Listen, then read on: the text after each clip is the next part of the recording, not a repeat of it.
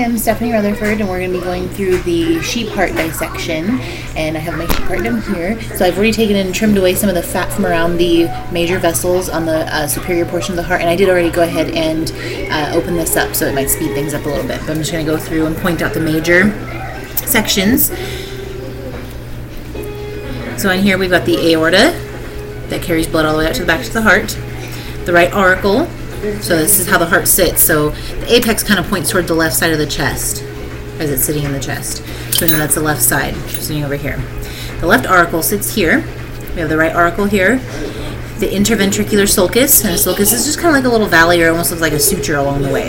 Again, the aorta is here and carries blood from the left ventricle out to the heart. That's oxygenated blood. The brachiocephalic artery sits just behind, to the right of it. It's kind of cut off. It's back here on the right side of the heart.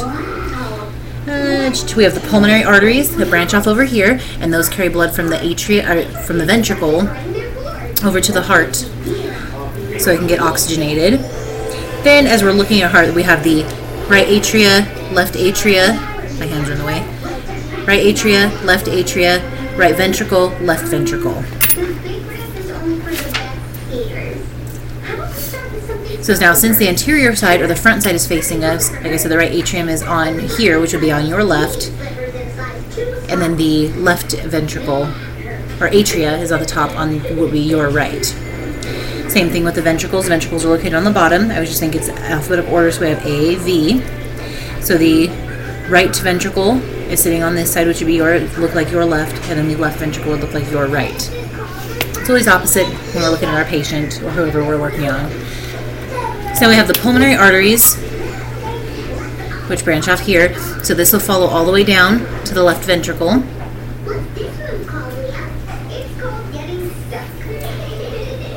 And branch down here. Again, branch all the way down.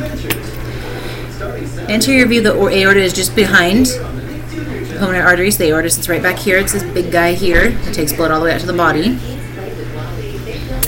And the right auricle. Right ventricle, left ventricle, posterior interventricular sulcus, again, kind of runs down here. We can kind of see where that sits. Now, the superior and inferior vena cava are where the blood comes into the heart from the body. It's unoxygenated blood. It needs to come in so that it can come into the right atria, get oxygenated, get down to the right ventricle, come out to the through the pulmonary arteries, get oxygenated, and come back into the heart.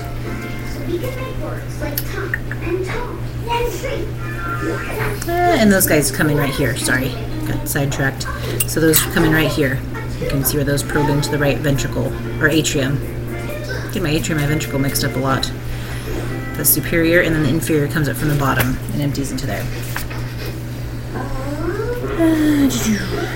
Right atrium.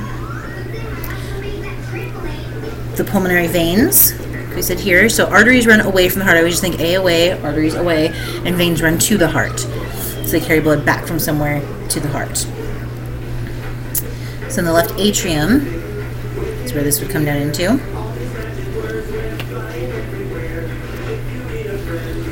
Let's see, now we're going to take a look inside.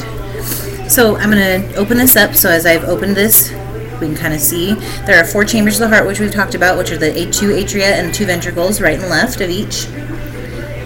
As we look inside, we can see where those atria are located at the top of the heart, and then the ventricles are down at the bottom of the heart.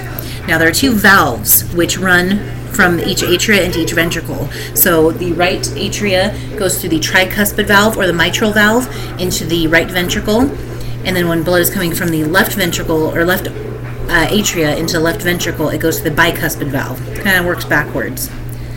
We're taking turns on the tuba. Your turn, Normal. Bicuspid valve. So the valves you can see by the stringy chordae tendineae, which you can kind of see along here.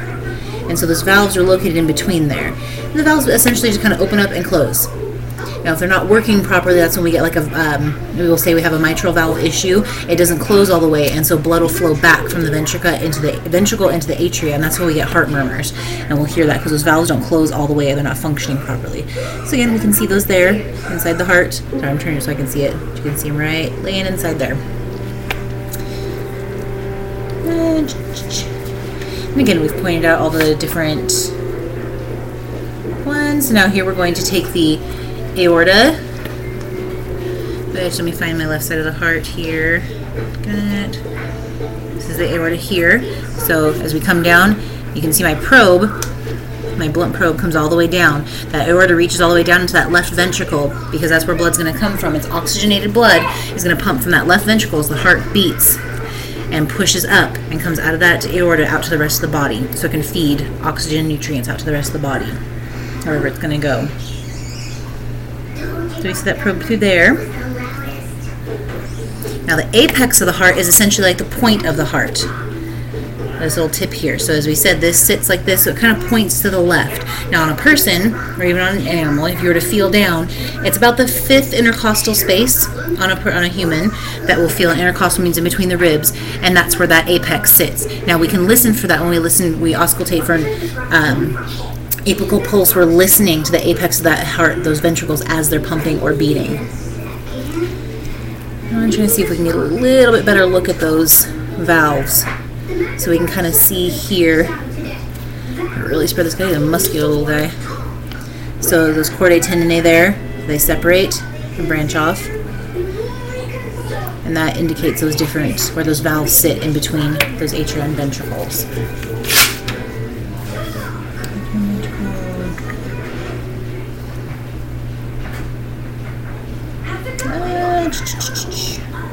Okay, so we've pretty much, really looks like we've covered everything. So now, one thing we do want to know is the difference in the thickness of the walls of the right ventricle and the left ventricle. So there is some difference in the thickness of the walls here as we look. You can see how. Now the reason for that is because the left ventricle has got to push with a little more force to get that oxygenated blood up through the aorta and out to the body. So it's got to be a little bit stronger. The heart is a muscle, got 3 different layers here, and it's got to be nice and strong to really push that out to the body. So we can see there just by looking, there's a little difference between the thickness of the walls on both sides. Okay, so that's our looking through our heart. Thank you.